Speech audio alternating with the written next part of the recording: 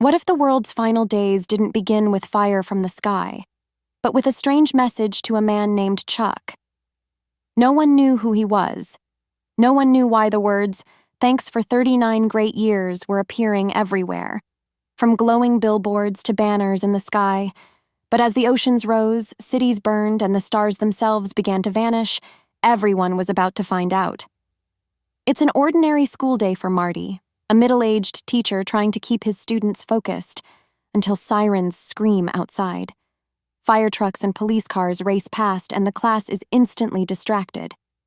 Rumors spread that another massive quake has hit California, and a huge section of the state has been swallowed by the ocean. Marty tries to check the news, but the internet is down.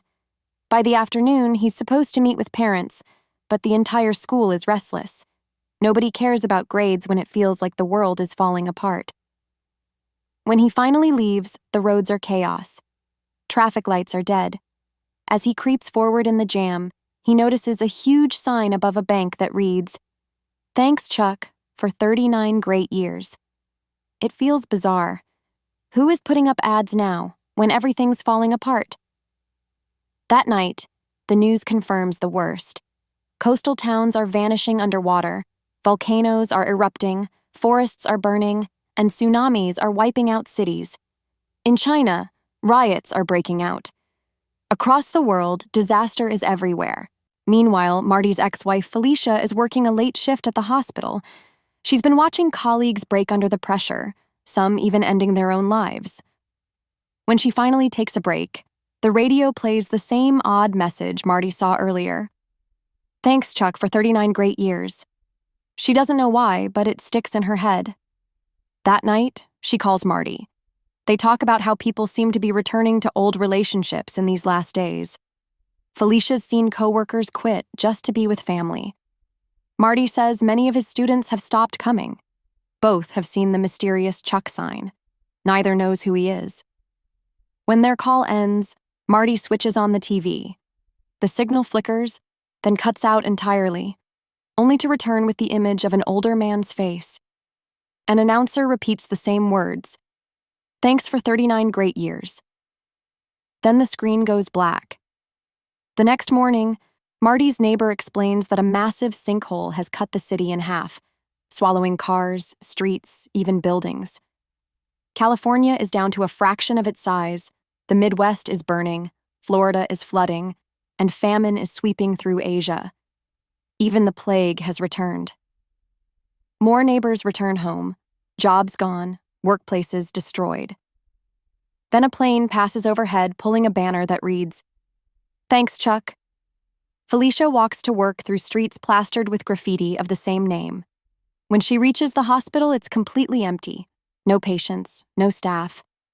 But every heart monitor is still on, beeping in perfect rhythm, as if all wired to the same heartbeat. Meanwhile, Marty searches the city for her. The streets are lined with abandoned cars and more Chuck posters. No one has answers. He meets an older man named Sam, who's been asking around too. They walk together, talking about how short life feels when you think about the time you truly have. Eventually, Marty reaches Felicia's neighborhood. The power cuts out. Every window in every house glows with the same ghostly Chuck message. Marty runs, finds Felicia, and holds her close.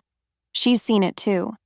Somewhere else, Chuck lies in bed, frail and fading, his wife Jenny and son Brian by his side. His heart monitor beeps in perfect rhythm, the same rhythm Felicia saw in the empty hospital. They know his time is running out. In Felicia's yard, she and Marty watch the night sky. Without power, the stars shine brighter than ever. Then one blinks out, then another, then Mars. One by one, the lights vanish. As Jenny and Brian whisper goodbye to Chuck, the last star disappears.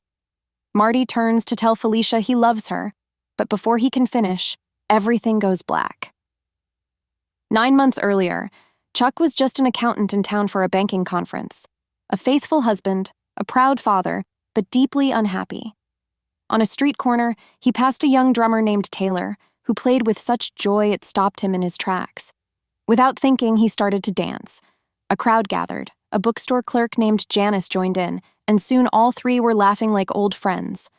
That moment, those few minutes of pure joy, would mean more than decades of work ever had. Years before, tragedy had shaped Chuck's life.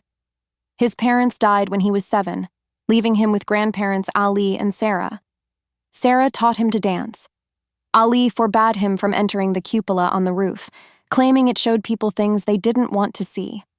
When Chuck was 10, Ali drunkenly admitted he'd seen ghosts up there, visions of people before they died. Sarah dismissed it as nonsense. Years later, after her sudden death, Chuck stole the keys. Ali caught him at the door, saw something inside that froze him in terror, and slammed it shut. In high school, Chuck joined the dance club in Sarah's memory. He was talented, but Ali insisted he focus on math, teaching him how numbers told the truth about life. When Ali died, Chuck inherited the house, and finally opened the cupola. The room was empty. But as he turned to leave, a vision hit him. His own death, lying in bed as an old man. He understood then why Ali had said the waiting was the hardest part. Years later, as Chuck's heartbeat echoed through abandoned hospitals and glowing messages filled the sky, the world's final moments became tied to his final breath. For a man who had lived surrounded by numbers, loss, and quiet days, it was the dancing, the moments of pure joy, that gave life its meaning. And when the end finally came, the universe seemed to agree. Thanks, Chuck.